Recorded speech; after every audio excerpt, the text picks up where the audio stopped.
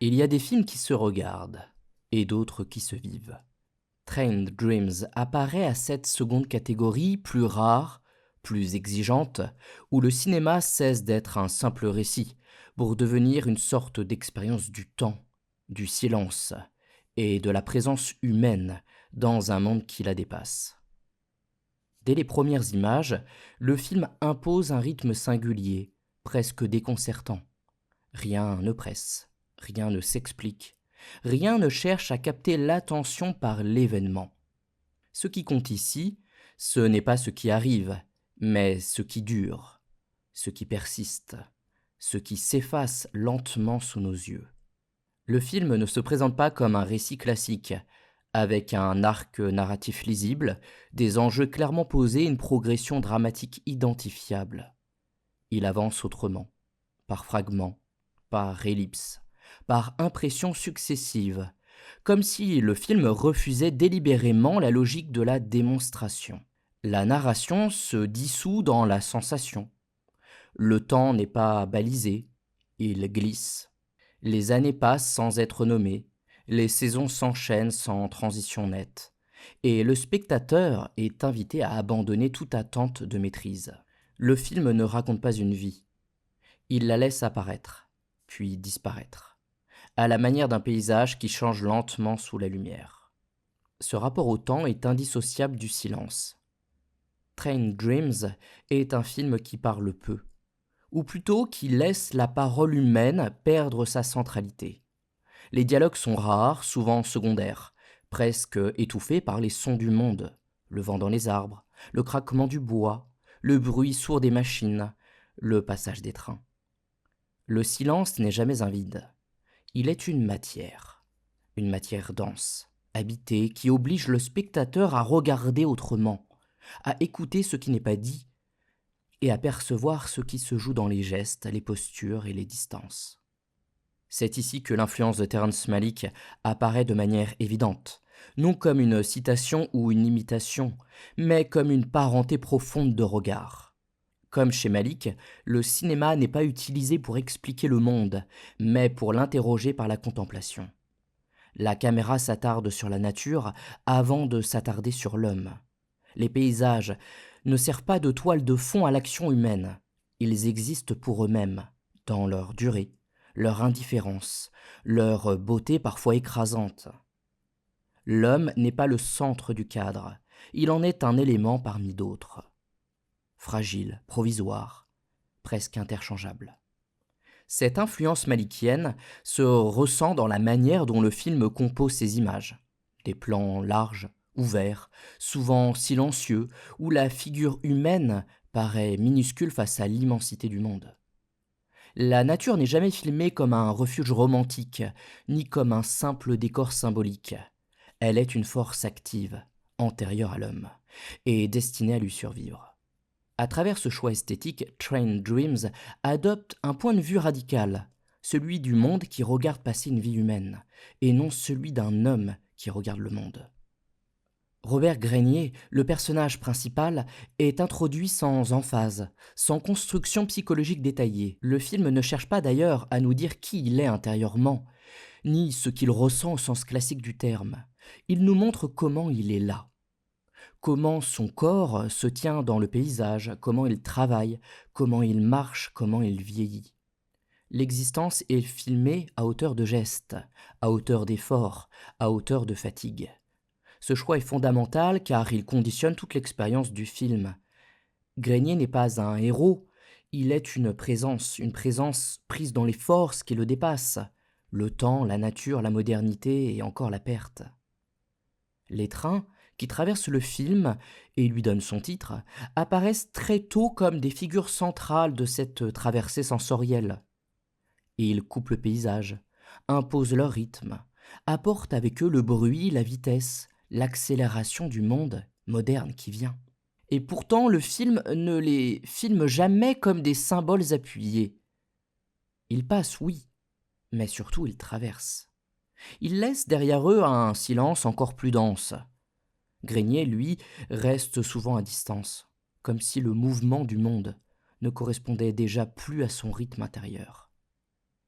Ainsi, Train Dreams ne demande pas au spectateur de suivre une intrigue, mais de partager une expérience, nous l'avons dit, une expérience de lenteur dans un monde qui s'accélère.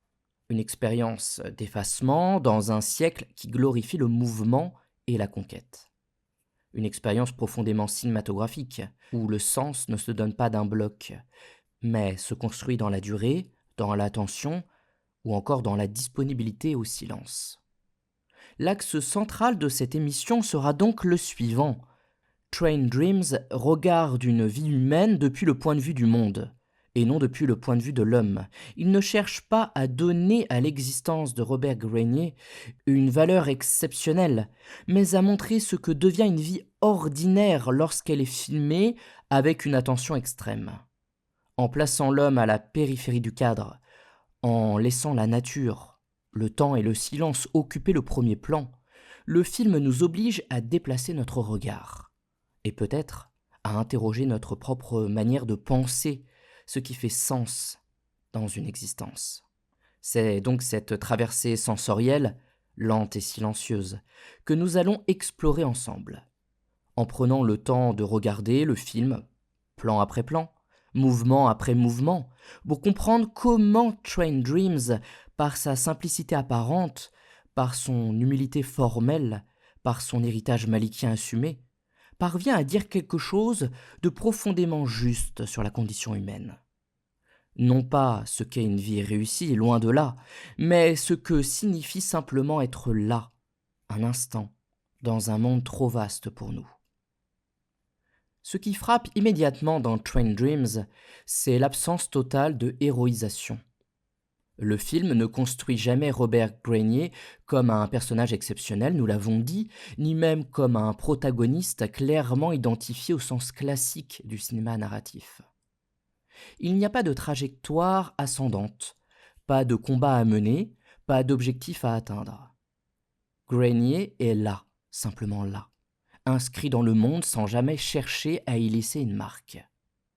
Le film refuse délibérément de faire de lui un centre dramatique. Il en fait une présence presque effacée, une silhouette parmi d'autres, souvent perdue dans l'immensité du cadre. Cette discrétion du personnage est renforcée par un choix radical. Le peu de dialogue et l'absence presque totale de psychologie explicite. Le film ne nous dit jamais ce que Grenier pense, ce qu'il ressent, ce qu'il espère. Il n'y a pas de voix off explicative, en tout cas pas la sienne, pas de scène profondément de confession, pas de moment où le film cherchera à traduire en mots l'état intérieur du personnage. Et pourtant, rien n'est opaque. Tout passe par le corps, par la posture, par la manière d'habiter l'espace. Le film fait le pari que l'existence humaine peut être montrée sans être expliquée, ressentie sans être commentée. La caméra, dans ce dispositif, adopte une position très particulière. Elle ne guide pas le regard du spectateur, elle ne souligne pas, elle ne dramatise pas. Elle observe, elle contemple.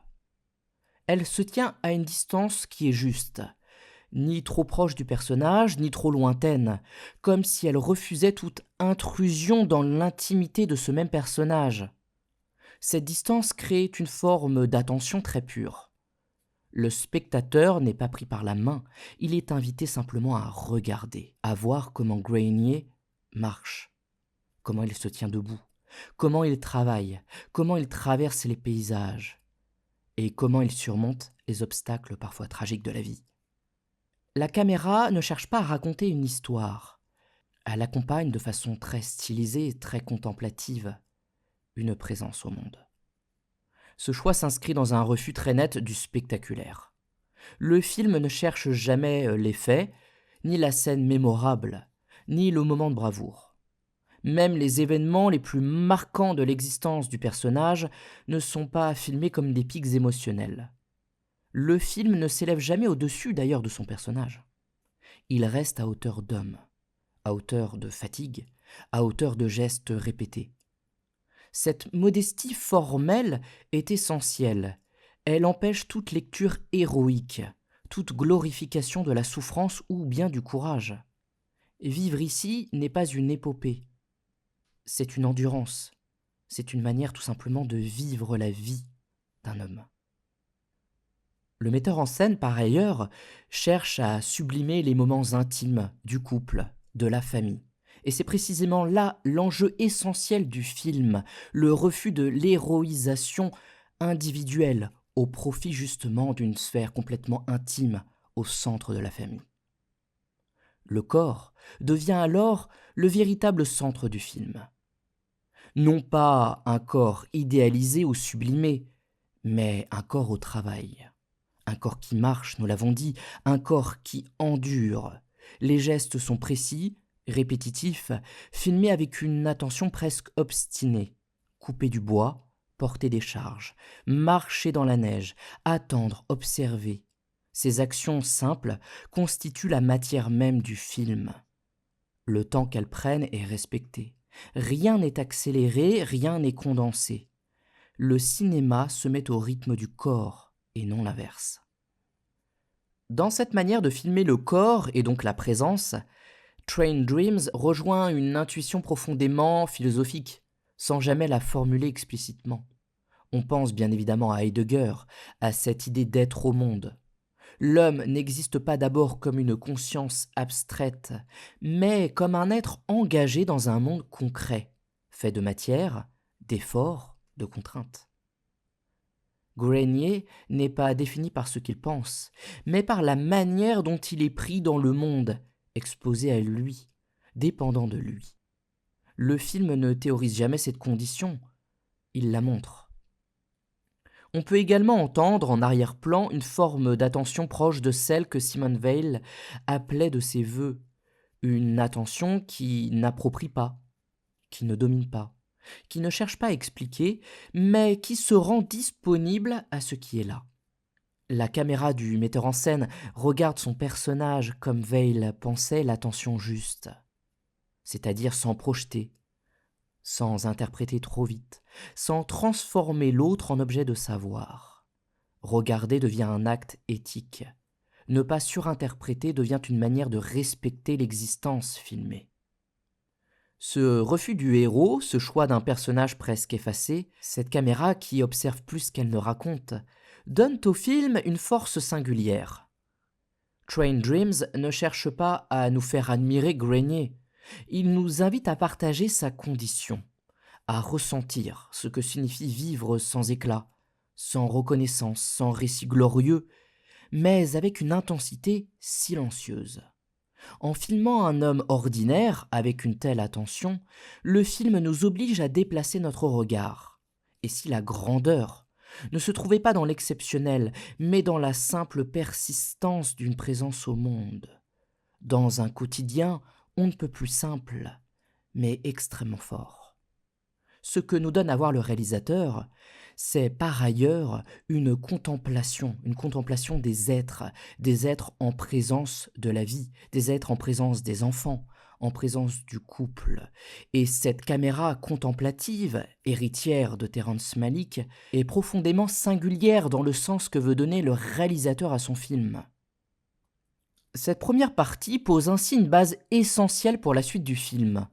En refusant le héros, Train Dreams ouvre un espace rare au cinéma, celui d'une existence regardée pour ce qu'elle est, sans ornement, sans justification, sans promesse de sens. Un cinéma de la présence, du corps, de l'endurance, un cinéma qui déjà nous apprend à regarder autrement. Dans le film, la nature n'est jamais convoquée pour accompagner l'émotion humaine, ni pour illustrer un état d'âme. Elle précède, elle enveloppe, elle persiste. Forêt, montagne, feu, neige, animaux composent un monde autonome, doté de son propre rythme, de sa propre logique, indifférentes aux trajectoires individuelles. Le film prend le parti radical de filmer la nature, non comme un décor, absolument pas, mais comme une force première, antérieure et supérieure à l'histoire humaine. Les plans s'ouvrent souvent sur des étendues silencieuses, des masses végétales ou minérales qui semblent exister pour elles-mêmes, sans égard pour celui qui les traverse. L'homme n'y entre pas en conquérant, mais en visiteur fragile. Cette option de mise en scène déplace profondément le sens du récit. La nature n'illustre pas l'histoire de Robert Grenier, elle la contient.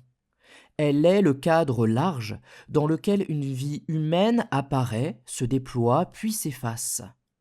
Le film ne coupe jamais l'homme de ce qui l'entoure. Au contraire, il le replace sans cesse à l'intérieur d'un ensemble plus vaste. Un corps parmi les corps. Une présence parmi les présences. Les arbres ne sont pas filmés pour signifier la solitude, la montagne pour symboliser l'épreuve, la neige pour traduire le deuil. Ils sont là, massifs, silencieux, indépendants de toute lecture psychologique. Et c'est précisément cette indépendance qui donne au film sa profondeur. Robert Grenier est ainsi filmé comme un élément parmi les éléments. Il marche dans la forêt comme un animal parmi d'autres, travaille le bois comme on prolonge un geste ancien, se tient face aux paysages sans jamais chercher à les dominer. La caméra insiste souvent sur sa petitesse dans le cadre, sur la manière dont son corps se fond dans la matière du monde. Il n'y a pas de séparation nette entre l'humain et le non-humain.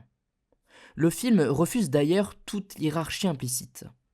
L'homme n'est pas au sommet, il est au milieu, exposé aux mêmes lois que ce qui l'entoure.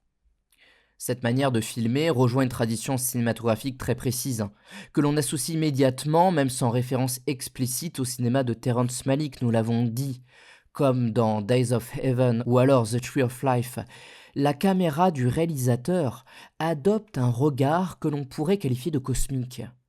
Elle ne se place pas à hauteur de psychologie, mais à hauteur de monde. Les plans larges, les mouvements lents, l'attention portée à la lumière, aux textures, au rythme naturel, donnent l'impression que la caméra observe l'existence humaine depuis un point de vue qui la dépasse. Ce n'est pas un regard divin au sens religieux, mais un regard décentré, presque non humain, qui laisse les choses advenir sans les hiérarchiser. Le feu occupe une place particulière dans cette vision. Lorsqu'il surgit, il ne fonctionne pas comme un simple événement dramatique, ni comme un ressort narratif destiné à provoquer une réaction émotionnelle immédiate. Il apparaît comme une rupture cosmique, une force aveugle qui rappelle brutalement que la nature n'est pas seulement refuge ou continuité, mais aussi destruction pure. Le film ne s'attarde pas d'ailleurs sur l'incendie comme une sorte de spectacle, ni comme une punition, ni comme une métaphore appuyée. Il le filme comme un fait du monde. Le feu ne vise personne, il consume, il transforme. Il laisse derrière lui un paysage irrémédiablement modifié. Ce traitement est essentiel, car il empêche toute lecture morale ou psychologique simpliste.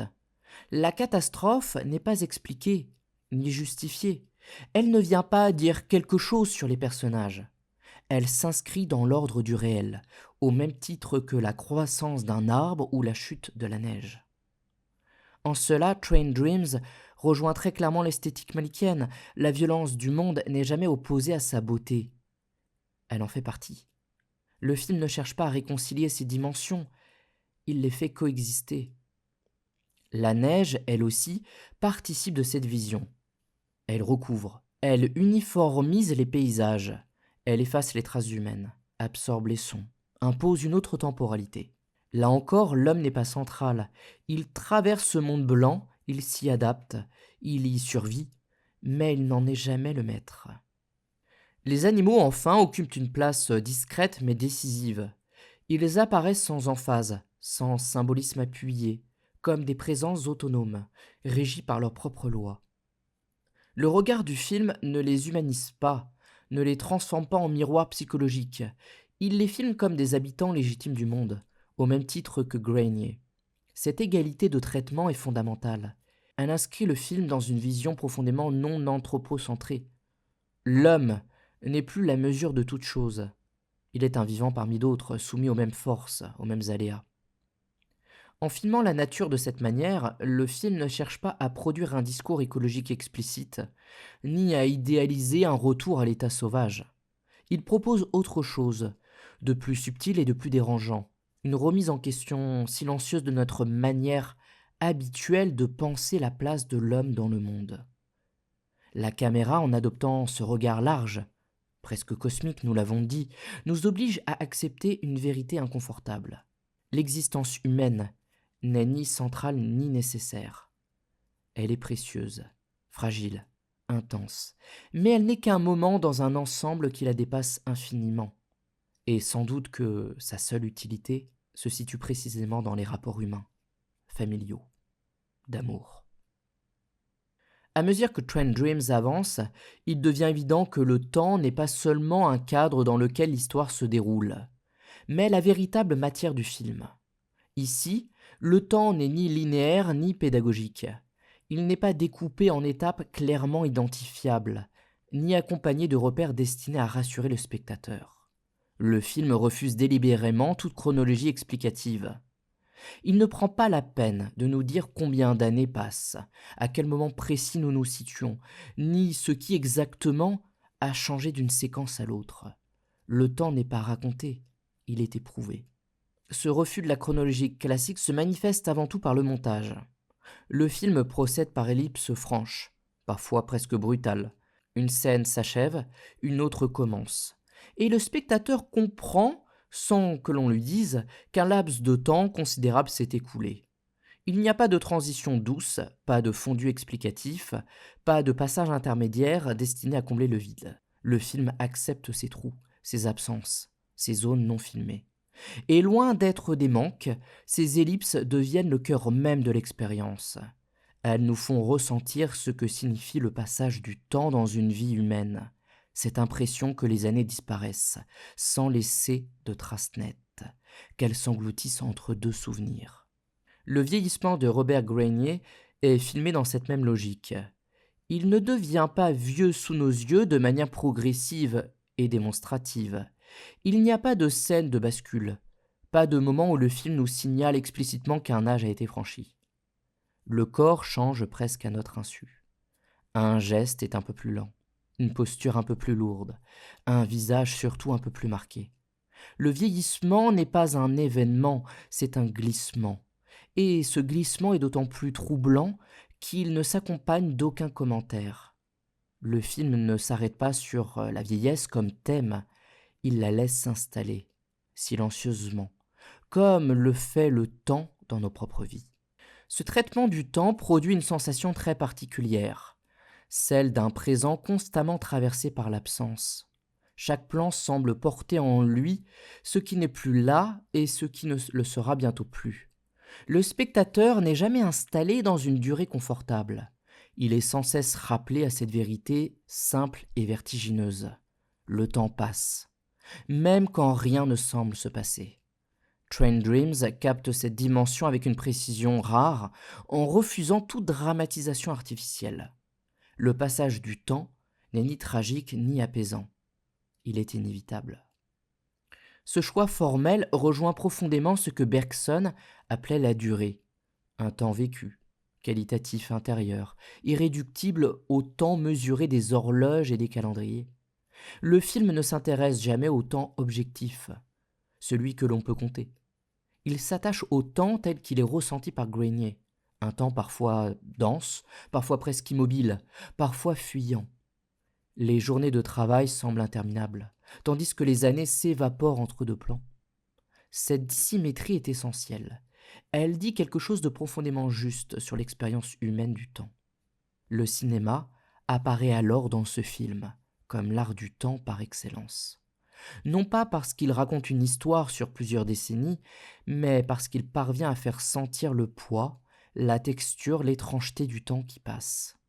Le montage, loin d'organiser le récit de manière logique, devient un outil de sensation.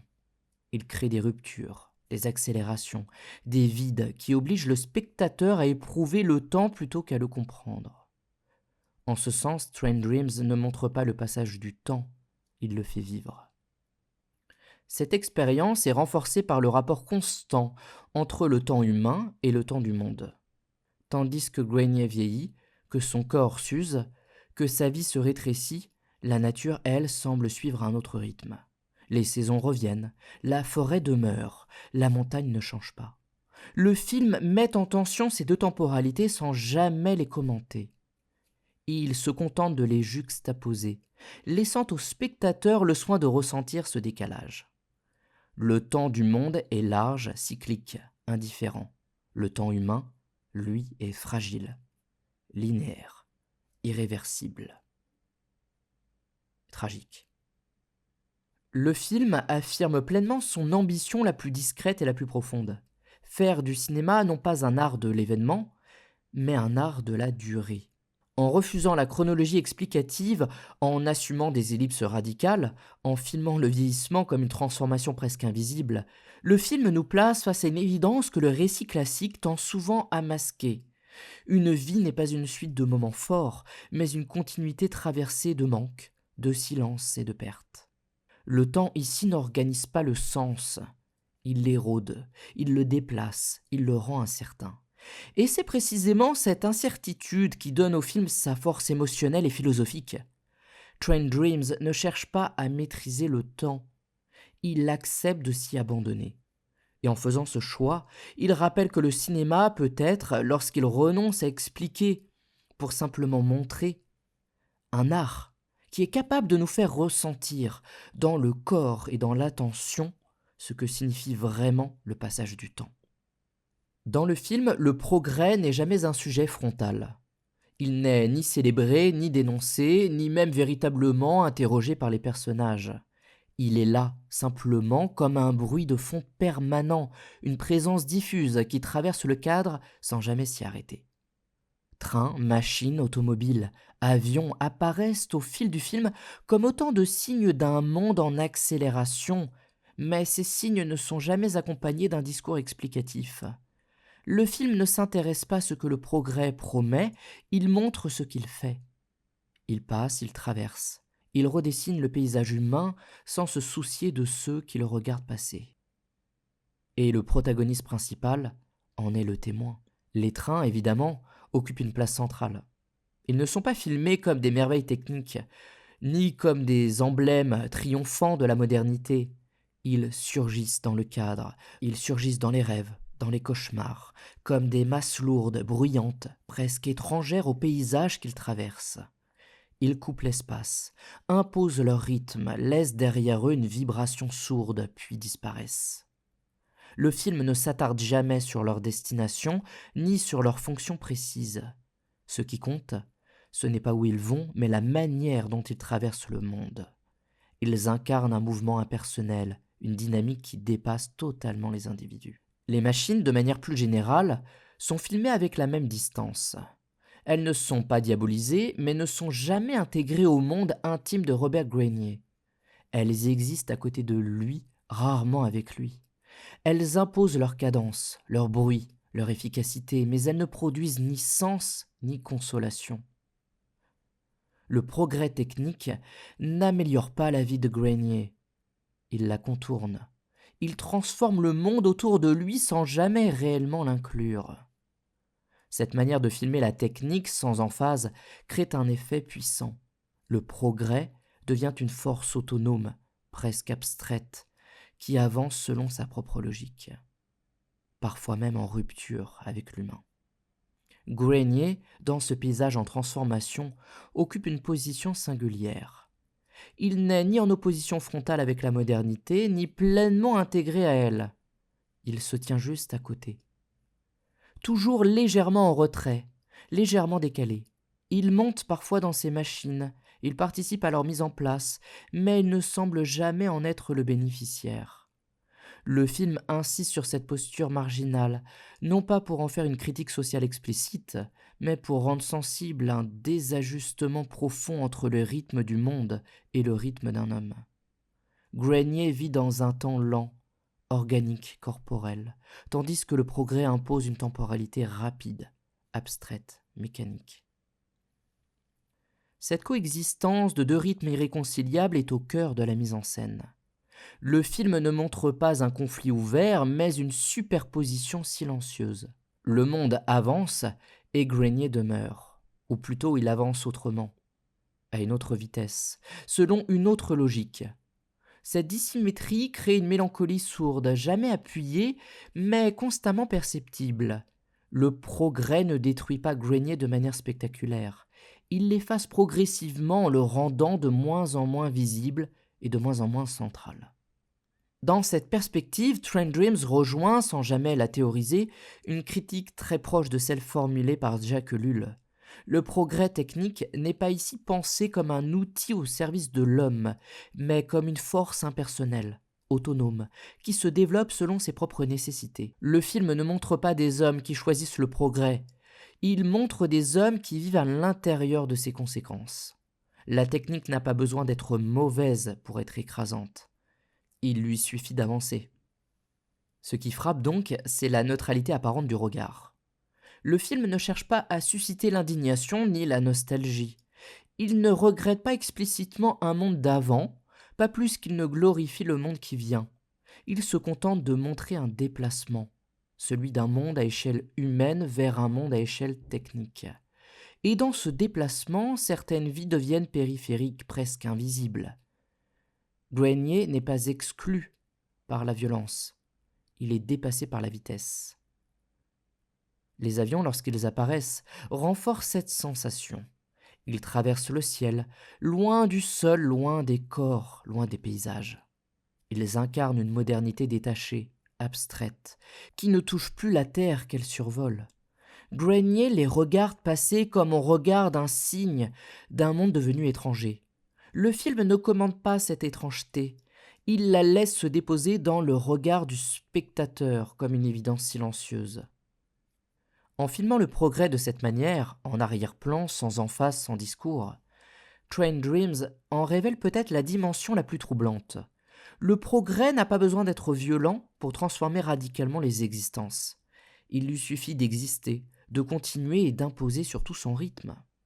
Et face à cette avancée impersonnelle, Grenier ne lutte pas, il ne résiste pas, il continue à vivre, simplement, à côté du mouvement, à subir la vie, les tragédies. Cette position profondément modeste est l'un des gestes les plus forts peut-être du film. Elle refuse la posture héroïque, nous l'avons dit, le combat frontal, la dénonciation spectaculaire. Elle montre autre chose. Ce que cela fait d'être humain dans un monde qui n'a plus besoin de nous regarder pour continuer.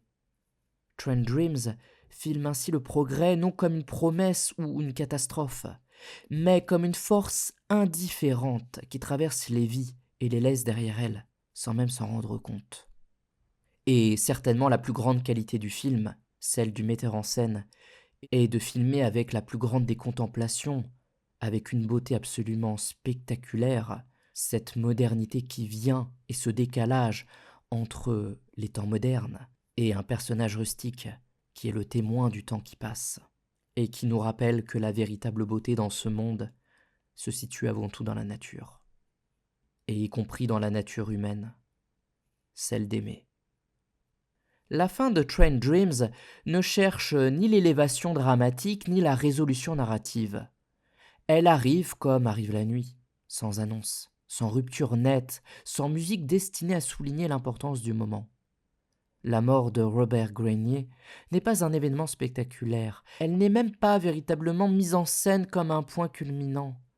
Elle survient simplement dans la continuité du film, dans la continuité de l'existence, dans le même souffle lent, dans la même retenue, comme si disparaître faisait simplement partie du mouvement général du monde. Le film refuse encore une fois toute emphase. Il ne dramatise pas l'instant, ne cherche pas à produire une émotion identifiable, encore moins à tirer une leçon de ce qui se joue. La caméra ne s'approche pas pour saisir un dernier regard, un dernier mot, une dernière révélation. Elle reste à distance, fidèle à ce qu'elle a toujours été depuis le début. Un regard attentif, proche certes, mais non intrusif. Cette distance est essentielle. Elle empêche la mort de devenir un spectacle et la maintient à sa juste place, celle d'un passage dans le temps. Grenier n'est pas montré comme un homme qui quitte le monde, mais comme un homme qui y est absorbé. Le paysage reprend progressivement toute la place. Les éléments qui ont toujours entouré son existence, la montagne, la forêt, la neige et la lumière, deviennent dominants, comme s'ils refermaient doucement l'espace qu'il occupait. Il n'y a pas de rupture entre la vie et la mort, seulement une continuité.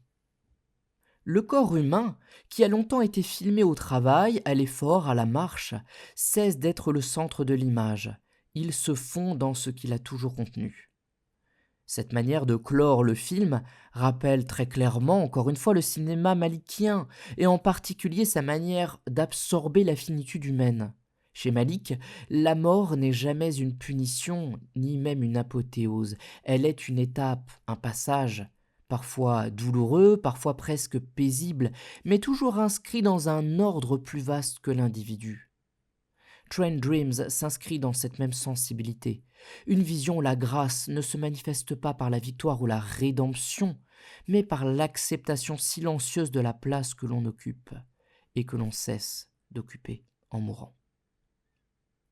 Le film se garde soigneusement de toute conclusion morale. Il ne dit pas que la vie de Granny a eu un sens particulier, ni qu'elle aurait pu en avoir un autre. Il ne transforme pas son existence en exemple, ni en avertissement. Il laisse le spectateur seul face à cette disparition discrète, presque anodine, comme le sont la plupart des disparitions humaines. Ce refus de conclure est un geste fort. Il signifie que le film ne prétend pas savoir ce qu'est une bonne vie, ou alors une vie réussie. Il se contente de montrer une vie vécue, dans ses limites, ses pertes et sa persistance. Dans cette perspective, le sens n'est jamais situé dans l'héritage.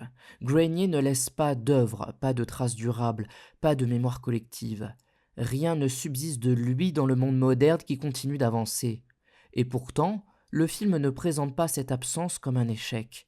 Au contraire, il suggère sans jamais l'énoncer clairement que le sens d'une existence ne se mesure pas à ce qu'elle laisse derrière elle, mais à la manière dont elle a été présente au monde.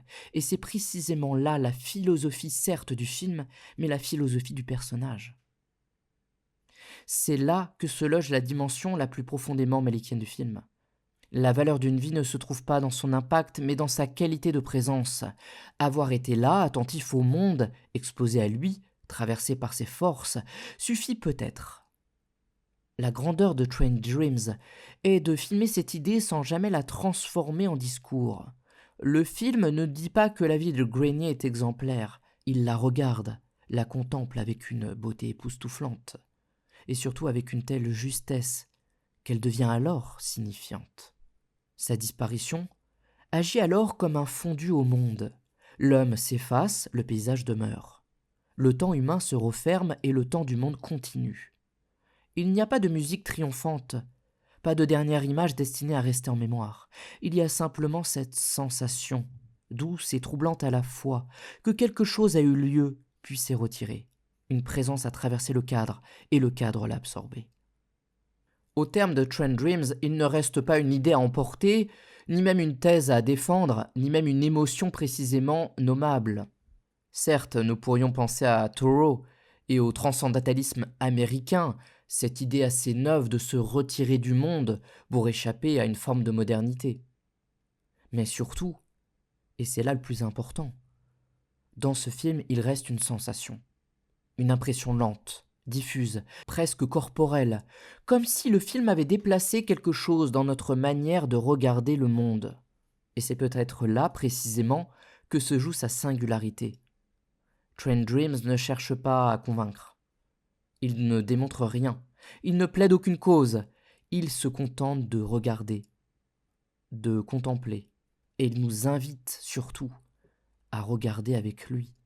Et c'est là d'ailleurs sa grande force, de rendre ses lettres de noblesse au cinéma, dont l'objectif principal, sans doute, est de nous donner à voir et à comprendre des images avant tout. Ce que le film dit d'ailleurs du cinéma tient d'abord à ce geste. Il rappelle que le cinéma peut encore être autre chose qu'un art du récit, du message ou alors de la persuasion. Il peut être un art certes de la présence, mais surtout du temps, de l'attention, un art capable de faire exister des vies sans les transformer en exemples, sans les plier à une logique dramatique ou morale. Train Dreams montre que le cinéma peut se contenter de peu, un corps, un paysage, des gestes, des silences. et pourtant atteint d'une profondeur rare, précisément parce qu'il renonce à expliquer. Le film ne nous dit jamais ce que nous devons ressentir face à la solitude de Grenier, face à sa perte, face à sa disparition, face à son deuil. Il laisse les images faire leur chemin, à leur rythme, dans notre propre expérience. Et ce rythme lent, parfois déstabilisant, crée un espace intérieur dans lequel le spectateur peut projeter ses propres silences, ses propres absences, ses propres questions. En vérité, ce n'est pas simplement l'intimité ou l'intériorité du personnage qui nous est donnée à voir, mais c'est la nôtre. À travers le destin de Robert Grenier, le film propose une méditation discrète sur la condition humaine. Une méditation qui ne passe pas par des concepts, mais par des sensations. La fatigue d'un corps, la lenteur des saisons, l'indifférence du monde, la persistance malgré tout, et bien évidemment, la tragédie, le deuil. Le protagoniste n'est ni un héros, ni une victime exemplaire. Il est un homme ordinaire, traversé par des forces qu'il ne comprend pas toujours, vivant dans un monde qui avance sans l'attendre. Et c'est précisément cette ordinarité qui le rend universel. Le film nous rappelle ainsi que la plupart des vies humaines sont invisibles. Elles ne laissent pas de traces spectaculaires, n'entrent pas dans les récits officiels, ne deviennent pas des histoires à raconter. Elles se déroulent à côté, en marge, dans le silence. Le monde moderne, obsédé par la vitesse, la réussite et la visibilité, les oublie sans même s'en rendre compte. Le film, lui, fait le geste inverse. Il s'arrête, il regarde, il accorde du temps et de l'attention à une existence que rien ne destinait à être regardé. Lorsque le film se referme, le monde continue. Les paysages demeurent, le temps poursuit son cours. Et pourtant, quelque chose reste. Une trace invisible, non pas dans l'histoire, mais dans le regard de celui qui a vu le film. Train Dreams ne nous laisse pas avec une réponse, mais avec une question silencieuse, peut-être la plus simple et la plus vertigineuse. Après tout, qu'est-ce qu'une vie humaine, lorsqu'on la regarde depuis le point de vue du monde? C'est cette question, discrète mais tenace, qui continue de résonner longtemps après la dernière image. Et c'est sans doute pour cela que le film, dans son humilité même, touche si profondément. Parce qu'il ne cherche pas à nous convaincre, mais à nous rendre plus attentifs à ces vies invisibles, à ces présences minuscules, à ce qui passe sans bruit, et qui pourtant a pleinement existé.